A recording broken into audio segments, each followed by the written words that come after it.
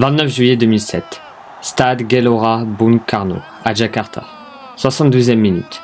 Mahmoud domine le portier saoudien Yasser Al-Mozaïm dans les airs et catapulte le ballon au fond du but malgré la présence de 2 défenseurs sur la ligne.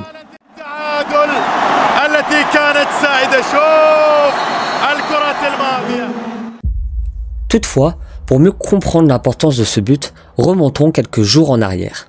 Après s'être penché sur les qualifications, mais aussi sur le parcours jusque dans le dernier carré de l'Irak lors de la Coupe d'Asie 2007, nous allons nous pencher ensemble sur les 2 derniers matchs de la compétition, ainsi que les répercussions de cet exploit sur la population irakienne. Bonjour et bienvenue dans ce premier épisode de Géosporétique où nous allons nous plonger dans un nouveau chapitre de la grande histoire du sport, dans lequel les lions de la Mésopotamie nous prouvent que le sport peut créer de l'espoir, là où autrefois il n'y avait que du désespoir.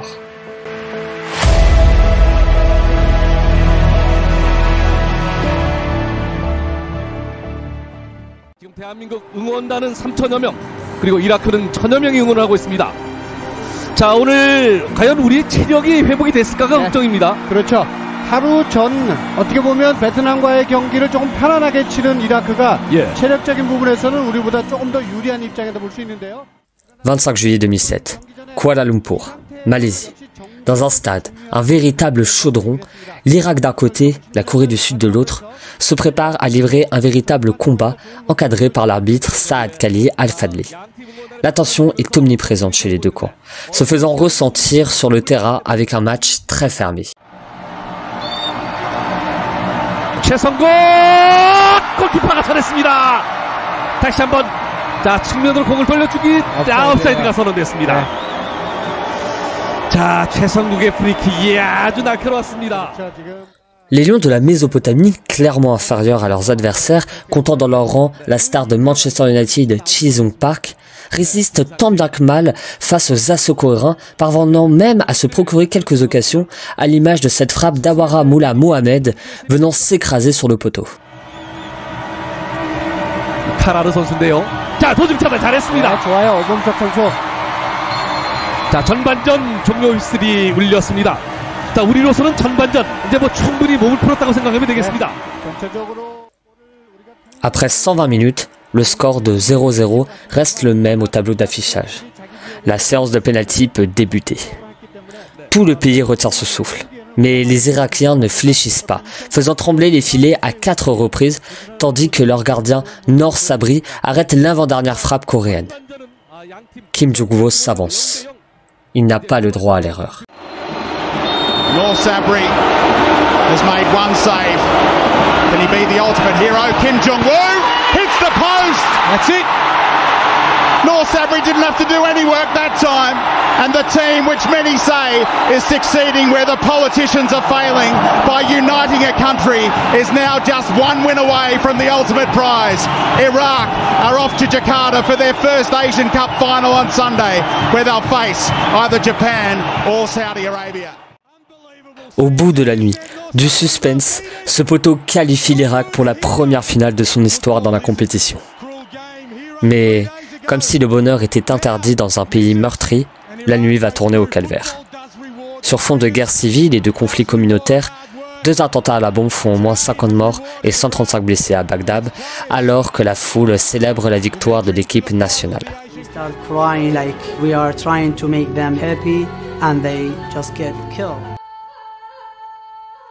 Le football avait apporté à l'Irak un mélange doux-amer de mort et de joie. Certains faisaient la fête, d'autres mouraient sous les coups de boutoir de ceux qui les acclamaient.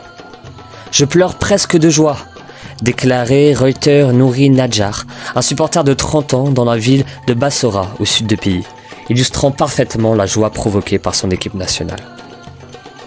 Malgré le massacre, les Irakiens décident tout de même de jouer la finale pour représenter leur pays, une grande partie des joueurs ayant déjà perdu un ou plusieurs de leurs proches depuis le début de la guerre. Libérés de la torture inéluctable qu'ils subissaient en cas d'échec, Saddam Hussein torturant et blessant gravement les athlètes qui ne gagnaient pas ou n'obtenaient pas de médaille d'or, ces joueurs peuvent s'exprimer librement, mais surtout laisser le football parler. العراقيين في وقت يبدو أن الابتسامة فيه ليست في هذا التوقيت من هذه الأيام لكن المباراة تنطلق الآن 90 minutes, 5400 secondes. C'est le temps pendant lequel les joueurs irakiens vont devoir affronter le vainqueur du double champion en titre japonais et grand favori pour cette finale, à savoir l'Arabie Saoudite, devant 60 000 spectateurs à Jakarta. Désormais, place au jeu. La rencontre est serrée. Les Lions de la Mésopotamie se procurent quelques occasions. Nashat Akram remporte la bataille du milieu de terrain et la triplette Jassim Mohamed, Bassim Abbas ainsi que Haider Abdul Amer se montrent intraitables en défense comme lors des 3 derniers matchs. Toutefois, après une pause bien méritée, les Faucons verts reprennent le dessus et ne cessent de se procurer des occasions.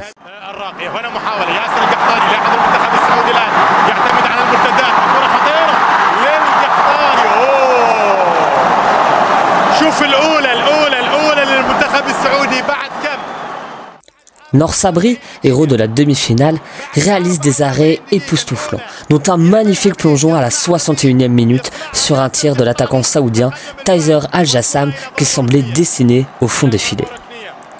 Malgré cette mauvaise entame de seconde période, à la 72e minute, les joueurs de Jordan Vira obtiennent un corner intéressant après un bon travail de son capitaine. La suite, on la connaît.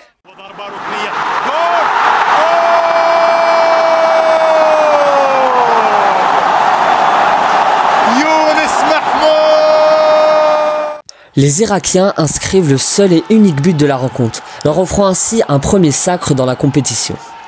D'un côté, la riche et puissante Arabie Saoudite, le Goliath du football asiatique, maudissait sa chance, désemparé par sa défaite en finale, se noyant dans son propre chagrin.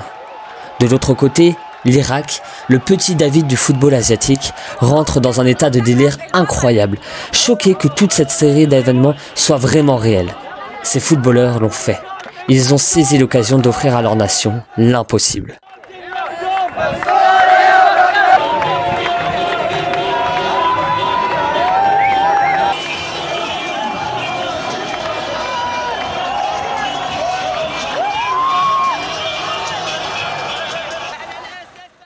Le peuple fête la victoire dans les rues de Bagdad en dépit des appels au calme.